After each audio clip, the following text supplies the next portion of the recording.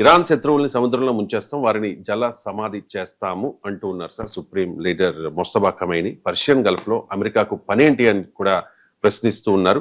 అణు సామర్థ్యాలను జాతీయ సంపదల కాపాడుకుంటాం, హర్మూజ్ లో తమ నియంత్రణ మాత్రమే ఉంటుందని కూడా ఇరాన్ స్పష్టం చేస్తున్న పరిస్థితి. సార్, ఏ ధైర్యంతో ఇరాన్ అమెరికాను హెచ్చరిస్తోంది, ఇంత స్ట్రాంగ్ గా కౌంటర్ ఇస్తోంది? అంటే ఇరాన్కున్న మొదటి నుంచి ఒక ధైర్యం ఏంటంటే ఈ వార్ యొక్క జియో ఎకనామిక్ కాస్ట్ పెంచి నేను ఈ వారును ఫైనల్ గా ఒక కంక్లూజన్ లేకుండా ఉంచగలను ధైర్యం. అది ప్రాక్టికల్ గా ఇప్పటివరకు జరిగింది కూడా కదా. February 28న మొదలైతే ఇంతవరకు తేలలేదు. ట్రంప్ తనకు తానుగానే కాల్పుల విరమణను సీజ్ ఫైర్ ఎక్స్టెండ్ చేస్తున్నాడు. ఎవరు అడిగారు, పాకిస్తాన్తో అడిగించుకొని ఎక్స్టెండ్ చేస్తున్నాడు. సో అందువల్ల మొదటిగా ఉండేది ఏంటంటే ఈ వార్కు ఉండే క్యారెక్టర్. అది మీకు మన డే 1 నుంచి చెప్తున్నాను, ఇది అసిమెట్రిక్ వార్ఫేర్ అంటారు. ఇంతటి బలవంతుడైన యుద్ధాలను గెలవటానికి ఉండే స్ట్రాటజిక్ ఫ్యాక్టర్స్ కూడా కీలకమవుతాయి. మీరు ఆఫ్ఘనిస్తాన్లో తాలిబాన్లను అమెరికా ఎందుకు ఓడించలేకపోయింది, వియత్నాంలో ఎందుకు ఓడించలేకపోయింది, కొరియా వార్ ఎందుకు ఏ ముగింపు లేకుండా ఆగిపోయింది, ఉక్రెయిన్ రష్యా ఎందుకు ఏమీ చేయలేకపోతుంది నేల తర్వాత కూడా, అంటే that is the character of the warfare. ఆధునిక కాలంలో పాత రాజుల కాలం కాదు ఇది. వార్లో మిలిటరీ సక్సెస్ ఒకటే సరిపోదు, స్ట్రాటజిక్ సక్సెస్ అయితేనే ఆ వార్ క్లోజ్ అవుతుంది. సో ఆ స్ట్రాటజిక్ సక్సెస్ అమెరికాకు దక్కడం లేదు. అమెరికాకు చిక్కకుండా ఇరాన్ వ్యూహాత్మకంగా యుద్ధం చేయడం అనేది ఇరాన్ ధైర్యం. ఇప్పుడు తాజాగా ఈ సముద్ర గర్భములో కలిపేస్తామన్న తర్వాత చర్చ జరిగింది. ఒక సూపర్ వెపన్ ఉంది ఇరాన్ వద్ద, ఆ సూపర్ వెపన్ ను ప్రయోగించవచ్చు అని. దాన్ని హూట్ అంటారు. అంటే హూట్ అంటే పర్షియన్ భాషలో మన తెలుగులో తిమింగలం అని. ఇదేంటంటే రష్యాకు చెందిన షిక్వాల్ అని, VA111 షిక్వాల్ అని ఆ టెక్నాలజీ ఆధారంగా రూపొందించినటువంటి ఇది. దీని ప్రత్యేకత ఏంటి, ఇది అండర్ వాటర్ వెపన్. అంటే సముద్రం జల గర్భం నీటి నుంచి లోపల నుంచి ప్రయోగించగలదు. సాధారణంగా నీటి నుంచి ప్రయోగించే దానికి ఎక్కువగా స్పీడ్ ఉండదు, ఎందుకంటే నీరు గాలి కన్నా ఎక్కువ సాంద్రత డెన్సిటీ ఉన్నది. కానీ ఇది ఒక కొత్త టెక్నాలజీని సోవియట్ కాలంలోనే సైంటిస్టులు 70s and 80sలోనే డెవలప్ చేశారు. 90sలోనే రష్యా ఈ షిక్వాల్ వెపన్ తయారు చేసింది. ఇరాన్ 2006లోనే దీన్ని టెస్ట్ చేసింది. దీన్ని సూపర్ క్యాబిటేటింగ్ టెక్నాలజీ అంటారు. అంటే ఆ వెపన్ ప్రయోగించినప్పుడు ఏమవుతుందంటే అది దాని నోజ్ నుంచి ఒక గ్యాస్ బయటకు వస్తుంది. ఆ గ్యాస్ ఒక బబుల్ లాగా క్రియేట్ చేస్తుంది, ఒక బుడగలాగా. ఆ బుడగ లోపల నుంచి ఈ వెపన్ ప్రయాణం చేస్తుంది. దానివల్ల ఇది చాలా వేగంగా ప్రయాణం చేయగలుగుతుంది. అండర్ వాటర్ ప్రయోగించే 60 to 100 కిలోమీటర్స్ పోగలిగితే ఇది కాస్త మీకు అప్ టు 360 కిలోమీటర్స్ వరకు కూడా వెళ్ళగలుగుతుంది అది పర్ అవర్. సో అంత వేగంగా ప్రయాణం చేయగలిగేటువంటిది. దీన్ని ప్రయోగిస్తే అమెరికా మేల్కొనే లోపల దాని వార్షిప్స్ని అటాక్ చేయవచ్చు అనేది అంచనా. అయితే అది అంత సులభం కాదు, ఎందుకంటే దీని రేంజ్ కేవలం 15 కిలోమీటర్సే ఉంటుంది. అంటే అమెరికన్ వార్షిప్స్ ఇరాన్కు 15 కిలోమీటర్స్ దగ్గరలో ఉంటే తప్ప అటాక్ చేయలేదు. కానీ ఆ వార్షిప్స్కి ఒక 100 కిలోమీటర్స్ విస్తీర్ణంలో ఉండే కెరీర్ స్ట్రైక్ గ్రూప్ CSG అని ఉంటుంది. అనేక రకాల డిస్ట్రాయర్లు, సబ్మారిన్లు, మిసైల్ లాంచర్లు, క్రూయిజ్లు, ఇవన్నీ రక్షణ కవచంగా ఉంటాయి. అయితే దీనికి ఇరాన్ ఇది ప్రయోగిస్తుందా అని, స్టేట్ ఆఫ్ హర్మూజ్లో మాత్రమే దీన్ని ప్రయోగించగలిగే అవకాశం ఉంటుంది, ఎందుకంటే ఇది very narrow stretch of water. అందుకే అమెరికా వార్షిప్స్ ఏవి ఇప్పటి వరకు స్టేట్ ఆఫ్ హర్మూజ్లోకి ఎంటర్ కాలే. సో ఇక ఇరానేమో ఈ హూట్ మిసైల్ను ప్రయోగిస్తానని చూస్తుంటే అమెరికానేమో డార్క్ ఈగిల్ అనే మిసైల్ అనడానికి ప్రిపేర్ అవుతుంది. ఈ డార్క్ ఈగిల్ మిసైల్ ఏంటంటే ఇది కూడా ఇంతవరకు ఇప్పుడు ఈ రెండు కూడా హూట్ కానీ డార్క్ ఈగిల్ కానీ ఇప్పటి వరకు రియలిస్టిక్ సినారియాలో ప్రయోగించలేదు కావు. ఇంట్రెస్టింగ్ ఏంటంటే hoot was also not tested on the battle field. ఇప్పుడు టామ్హాక్ మిసైల్ ఉంది, ప్యాట్రియాట్ మిసైల్ డిఫెన్స్ ఉంది, థాడ్ మిసైల్స్ ఉన్నాయి. ఇవన్నీ అనేక సార్లు వార్లో టెస్టెడ్. మీరు ఇప్పుడు మీకు ఉక్రెయిన్ వార్ నుంచి మొదలుకొని చాలా వార్స్లో టెస్టెడ్ ఇవి. కానీ ఇప్పుడు ఈ హూట్ అండర్ సీ వెపన్ ఏంటంటే ఇది ఇంతవరకు ఇరాన్ ఎక్కడ టెస్ట్ చేయలే. సో టెస్ట్ చేస్తే దీని ఇంప్లికేషన్ వేరు, నీవు ఒక సిమ్యులేషన్ ఎక్సర్సైజెస్లో ఉండేది వేరు. అలాంటి వెపనే డార్క్ ఈగిల్. డార్క్ ఈగిల్ ఏంటంటే హైపర్సోనిక్ మిసైల్, అంటే ఇది సౌండ్ కన్నా 5 రెట్లు ఎక్కువ వేగంగా ప్రయాణం చేస్తుంది, 5 times ఫాస్టర్ దెన్ సౌండ్. దీని రేంజ్ 2700 కిలోమీటర్స్ వరకు అని. సో దీని స్పీడ్ ఎక్కువ, రేంజ్ ఎక్కువ. అంటే ఎందుకు మరి ఈ డార్క్ ఈగిల్ ఇప్పుడు వెస్ట్ ఏషియాకు డార్క్ ఈగిల్ మిసైల్ను మోహరించటానికి అమెరికా ఆలోచిస్తుంది అని, ఇంకా ఫైనల్ కాలేదు కానీ ఆలోచిస్తుందని. ఎందుకంటే ఈ డార్క్ ఈగల్ను వెస్ట్ ఏషియాకు తరలిస్తే ఇరాన్లోని డీప్ ఇన్సైడ్ ఇరాన్లో కూడా అటాక్ చేయడం సులభం అవుతుంది. అంటే ఇరాన్ రిటాలియేట్ చేయకుండా చాలా వేగంగా, ఎందుకంటే బ్యాటిల్ ఫీల్డ్లో వార్లో ఏమవుతుంది రవిశంకర్ అంటే నువ్వు ఎంత వేగంగా వెళ్ళి అటాక్ చేయగలవు అన్నది ఇంపార్టెంట్. ఎందుకంటే ఎదుటివాడు నిలబడే లోపల నేను కొట్టాలి. సో ఈ హైపర్సోనిక్ మిసైల్ ఏంటంటే చాలా వేగంగా ఉంది. ఎందుకంటే ఇరాన్ ఏం చేసింది అంటే నేను చాలాసార్లు చెప్పాను కూడా, Iran is preparing for this war for last 47 years. 1979లో ఇరాన్ ఇస్లామిక్ రెవల్యూషన్ వస్తే 2026లో ఈ స్థాయిలో వార్ వచ్చింది. జూన్ 2025లో 12 day వార్ వచ్చింది. సో ఈ వార్ కొరకు ఇరాన్ తన ఆయుధాలను, తన వ్యూహాలను, వీటన్నిటిని తయారు చేసుకుని కూర్చున్నది. అమెరికా కూడా ఇంత ప్రిపరేషన్ లేదు, ఇరానే ఇంత ప్రిపరేషన్ ఉంది. ఎందుకంటే Iran knows very well that this war will come. Only టైమే క్వశ్చన్ తప్ప ఎప్పుడైనా రావాల్సిందే. అందువల్ల వాళ్ళు ప్రిపేర్ చేసుకున్నటువంటి డిఫెన్స్లో ఒక కీలకమైంది ఏంటంటే అమెరికా కనుక దాడి చేస్తే అంటే డిఫరెంట్ బ్యాటిల్ ఫీల్డ్ పద్ధతి ఎట్లుంటుందంటే డిఫరెంట్ సినారియోస్కు ప్రిపేర్ అవుతారు. ఇదైతే ఏమవుతుంది, ఇదైతే ఏమవుతుంది, అదైతే ఏమవుతుంది, ఆల్ పాసిబుల్ సినారియో, మల్టిపుల్ సినేరియాస్కు ప్రిపేర్ అయి రెడీ అవుతారు. That is called military preparedness. So అందువల్ల మీకు అమెరికా కనుక అటాక్ చేస్తే వేటి మీద అటాక్ చేస్తుంది? ఫస్ట్ న్యూక్లియర్ ఫెసిలిటీస్ పైన అటాక్ చేస్తుంది. ఎందుకంటే ఇరాన్ డీకాపిటేటింగ్ ఇరానియన్ లీడర్షిప్ అండ్ ముఖ్యంగా న్యూట్రలైజింగ్ ఇరానియన్ న్యూక్లియర్ ఫెసిలిటీ అనేది కీలకం. సో ఇరాన్ ఏంటంటే తన న్యూక్లియర్ ఫెసిలిటీస్ను ఇప్పటికే దుర్భేద్యమైనటువంటి స్థావరాలకు మార్చేసింది అని, అంటే పర్వత కొండల కింద భూగర్భంలోకి మార్చింది. అంటే మీరు ఒక లార్జ్ మట్టినే ఛేదించాలంటే పెద్ద ఛాలెంజ్.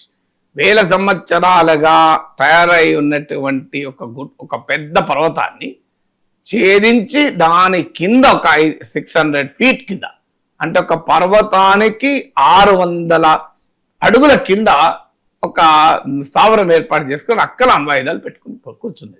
అక్కడ తన యురేనియం నిక్షేపాలు పెట్టుకుని కూర్చుంది. అంటే ఎంత బంకర్లను కట్టుకుంటేనే మనకు ఆర్మీలో వచ్చే కార్గిల్ వారప్పుడు చూసాం, బంకర్లు పెట్టుకుంటారు. ఆ బంకర్లనే ఉంటేనే ఛేదించడం కష్టం. ఇప్పుడు ఇజ్రాయిల్లో మీకు ఎక్కడెక్కడ బంకర్స్ ఉంటాయి, అంటే ఏదన్నా సైరన్ వచ్చింది, ఏది మన మిసైల్ వస్తుంటే వెంటనే ప్రజలు ఆ బంకర్లోకి వెళ్ళిపోతారు. అలాంటిది మీకు ఇప్పుడు మనకు కూడా జనరల్గా వింటుంటాం, మిసైల్ అటాక్ జరుగుతుంది అనుకుంటే వెంటనే బేస్మెంట్లోకి వెళ్ళిపోండి, సేఫ్గా ఉంటుంది అని. సో అలాంటిది ఒక పర్వతం కింద 600 feet కింద తన న్యూక్లియర్ ఆయుధాలను దాచిపెట్టుకుంది. అమెరికా ఎక్కడికి వెళ్ళి అన్లెస్ యూ గ్రౌండ్ ఇన్వేషన్ చేస్తే తప్ప నీవు ఆ అణ్వాయుధాల దగ్గరికి కూడా పోలేవు. అంటే ఏరియల్ వార్తో దాన్ని ఛేదించడం మామూలు విషయం కాదు. అందువల్ల ఇప్పటికీ కూడా ఈ న్యూక్లియర్ మెటీరియల్ అమెరికాకు దొరకలేదు. ఇరాన్ది న్యూక్లియర్ ఫెసిలిటీ ధ్వంసమైన అమెరికా ఉపన్యాసాలు చెప్తోంది, కానీ ధ్వంసం కాలేదన్న దానికి ప్రూఫ్ ఏంటి? మీకు ఎలా తెలుస్తుంది సార్? ఇక్కడ టీవీ స్టూడియోలో కూర్చొని ఇరాన్ న్యూక్లియర్ ఫెసిలిటీ ధ్వంసం కాలేదు అని మీరెట్లా తీర్మానాలు చేస్తున్నారంటే ట్రంపే అమెరికానే చెప్తోంది కదా న్యూక్లియర్ ఫెసిలిటీస్ను క్లోజ్ చేయాలని. ధ్వంసమైనాక క్లోజ్ చేసి ఏముంటుంది? సో ధ్వంసమైనాక క్లోజ్ చేసిన అనేది ఉండదు కదా. తలుపు తీసున్నాక తలుపు తీయండి అనే ప్రశ్న ఉత్పన్నమే కాదు కదా. డోర్ క్లోజ్ చేస్తుంటేనే డోర్ ఓపెన్ చేయండి అనే ప్రశ్న వస్తుంది. డోర్ ఓపెన్ అయినాక ఏముంటది, ఒకవైపు ఏమో ఇరాన్ న్యూక్లియర్ ఫెసిలిటీస్ మొత్తం నాశనం అయిపోయాయి, అసలు ధ్వంసం అయిపోయింది. మళ్ళీ వైపు ఏమంటున్నాడు, సొల్యూషన్ రావాలంటే ఇరాన్ న్యూక్లియర్ ఫెసిలిటీస్ క్లోజ్ చేయాలంటున్నారు. ధ్వంసమైందని ఎట్లా క్లోజ్ చేస్తుంది, ఇరాన్ ఆల్రెడీ ధ్వంసమైంది కదా, అక్కడే లాజిక్ అర్థమవుతుంది కదా. ఇక నెక్స్ట్ ఏంటంటే ఇరాన్కున్న ఇరాన్ కోమో ఎయిర్ ఫోర్స్ అమెరికాతో పోటీ పడలేదు, ఇరాన్ నావీ అమెరికాతో పోటీ పడలేదు. మరి ఇరాన్ ఎక్కడ పోటీ పడగలదు, అమెరికా పక్క పెట్టండి, ఇజ్రాయెల్తో కూడా పోటీ పడక కష్టం. ఇరాన్ ఎక్కడ పోటీ పడగలదు అంటే ఎప్పుడు కూడా యుద్ధ తంత్రములో ఏది తీసుకుంటారంటే వల్నరబిలిటీ ఏంటి, తన స్ట్రెంత్ ఏంటి. ఇప్పుడు మీకు సైంధవుడు కథ ఉంటుంది మహాభారతంలో. సైంధవుడు అవమానానికి ద్రౌపదిని మోహించితే పాండవులు దేహశుద్ధి చేసి అవమానిస్తారు. సైంధవుడు ఎవరో కాదు, దుర్యోధనుడికి భావే. ప్రాణాలు తీయకుండా ధర్మరాజు కాపాడుతాడు, చెల్లెలకు వైదవ్యం వస్తే దుష్యులకు వదిలేయండి అని. వాడు తపస్సు చేసి ఒక వరం పొందుతాడు, పాండవుల్ని ఓడించాలి అని వరం కావాలని కోరుతాడు. వరం దేవుడు ఏమంటాడంటే పాండవుల్ని ఓడించడం సాధ్యం కాదు, అందులో అర్జునుడిని ఓడించడం అసలే సాధ్యం కాదు, అందువల్ల నీకు ఒక వరం ఇస్తున్నాను, ఒక్క రోజు మాత్రం నీవు అర్జునుడు కాకుండా మిగతా పాండవులు ఓడించగలవు అంటున్నాడు. సో కరెక్ట్ గా ద్రోణాచార్యుడు అర్జునుడు లేని సమయాన్ని చూసి పద్మవ్యూహాన్ని పండితే ఆ పద్మవ్యూహంలోకి అభిమన్యుడికోమో పోవడమే తెలుసు తప్ప రావడం తెలియదు. అందువల్ల అభిమన్యుడు ఒక్కడే పోకుండా ధర్మజ భీమనకల సహదేవులు కూడా ఎంబడి వెళ్తారు. కానీ పద్మవ్యూహ ముఖద్వారం వద్ద సైంధవుడు ఉంటాడు. సో అప్పుడు దేవుడిచ్చిన వరాన్ని సైంధవుడు ఉపయోగించుకొని మీకు ఈ నలుగురు పాండవుల్ని ఆపుతాడు. దానివల్ల అభిమన్యుడు చనిపోతాడు. సో ఈ స్టోరీ అంటే అర్థం ఏంటి, యుద్ధతంత్రంలో అర్థం ఏంటి, సో నీకున్న వీక్నెస్ ఏంటి, స్ట్రెంత్ ఏంటి. ద్రోణాచార్యుని అందుకే కథన వ్యూహ విశారదుడు అని మనకు సినిమా పటాలు ఉంటుంది చూడండి, ఆచార్యుడు కథన వ్యూహ విశారదుడని. అంటే పద్మవ్యూహం పన్నడం అర్జునుడికి తప్ప పద్మవ్యూహం ఇంకెవరికి తెలియదు. అందువల్ల అర్జునుడు లేకుండా చేయడం, అక్కడ అర్జునుడిని చాలా దూరం తీసుకెళ్తారు వారిలో. సో మిగతా వాళ్ళంతా ఇక్కడ ఉంటారు, కరెక్ట్ గా సైంధవుని పెడతారు, మిగతా నలుగురు పాండవులు ఆపగలుగుతాడు కనుక. సో అలా అంటే ఒక వీక్నెస్ ని కూడా ఎలా అధిగమిస్తారు చూడండి. సైంధవుడు బలవంతుడా, ఇరాన్ లాగానే అమెరికాకు ఇరాన్ కు కంపారిజన్ చేస్తే పాండవులకు సైంధవుని కంపారిజన్ చేయొచ్చు.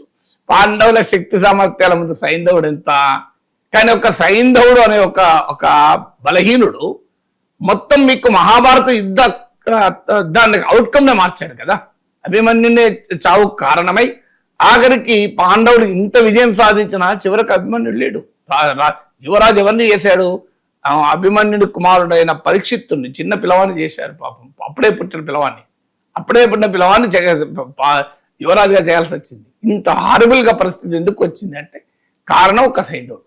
అది అసిమెట్రిక్ వార్ఫేర్ అంటాడు. మీకు మహాభారత కాలంలోనే సైంధవుని ఉపయోగించడం అసిమెట్రిక్ వార్ఫేర్ అంటే బలహీనుడు చేసే పని ఏంటంటే, బలహీనుడు కూడా కొన్ని అడ్వాంటేజెస్ ఉంటాయి. ఇప్పుడు భీష్ముడు పడిపోవాలి, ఎట్లా పడిపోతాడు, శిఖండిని పెడితే పడిపోతాడు. సో అందువల్ల అంటే శిఖండి ముందుంటే భీష్ముడు అస్త్ర సన్యాసం చేస్తాడు. So that is called asymmetric warfare. Shikhandi ముందు పెట్టాడు. శిఖండి మహావీరుడా, వీరుడే, కానీ మహావీరుడేం కాదు, అర్జునుడు అంత వీరుడే కాదు కదా. సో అర్జునుడు చేయలేని పని కూడా శిఖండి చేశాడు. అంటే ఎంత వీక్, భీష్ముడితో పోలిస్తే శిఖండి ఎంత, భీష్ముడితో పోలిస్తే పరశురాముడే గెలవలేకపోయాడు, శిఖండి లెక్కన. సో పరశురాముడే భీష్ముడి చేత గెలవలేకపోతే శిఖండి భీష్ముడిని ఓడించగలిగాడు. That is called asymmetric warfare. ద్రోణాచార్యుణ్ణి పడగొట్టడం ఎవరి తరం కాదు, ద్రోణుని చేతిలో విల్లున్నంత కాలం ద్రోణాచార్యుణ్ణి పడగొట్టడం అనేది ఎవరి తరము కాదు. అందుకే ఏం చేశారు, ద్రోణాచార్యుడికో నియమం, ఒక కొడుకు మీద విపరీతమైన ప్రేమ, సన్ స్ట్రోక్. సో కొడుకు లేడు అన్న వార్త వింటే ద్రోణాచార్యుడు బాణాలు వదిలేస్తాడు. ఇక నా కొడుకు లేడు, నేను ఏం చేయాలి, నేను బతికేం చేస్తాను. కరెక్ట్ గా ఒక అశ్వత్థామ అనే ఏనుగును చంపించి ధర్మరాజు చేత అబద్ధాన్ని ఆడించి మీకు ద్రోణుణ్ణి కూల్చేస్తారు. ఇదంతా అసిమెట్రిక్ వార్ఫేర్ అంటారు దీన్నే. సో అసిమెట్రిక్ వార్ఫేర్ తంత్రంలో ఇరాన్ వాడుతున్నది ఏంటి, స్ట్రెయిట్ ఆఫ్ హార్మోజ్. అది నారో స్ట్రెచ్ ఆఫ్ వాటర్. అది పర్వత శిఖరాల పక్కన ఉంటుంది తీరం. ఆ పర్వత కొండలలో ఎక్కడో దాక్కొని చిన్న మిసైల్ ప్రయోగించినా, చిన్న గ్రెనేడ్ ప్రయోగించినా పెద్ద షిప్ కూడా ఎగిరిపోతుంది.